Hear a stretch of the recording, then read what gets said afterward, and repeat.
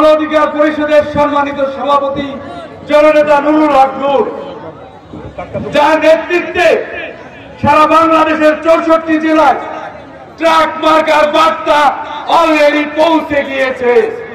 তারই ধারাবাহিকতায় আজকে পাকুন্দিয়ায় এই মাটিতে শফিকুল ইসলাম শফিকের আপনারা সবাই এই 2 আসন থেকে তাকে আগামী সংসদ নির্বাচনে আপনারা নির্বাচিত করবেন।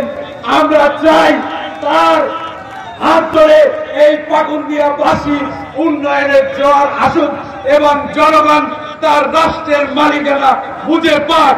আমরা কোন জঙ্গি সংগঠন নয়, আমরা গুপ্তচর সংগঠন নয়, আমাদের ছাত্র যুব শ্রমিক কারা কখনো চাঁদাবাজির গুমজনের সাথে জড়িত নয়।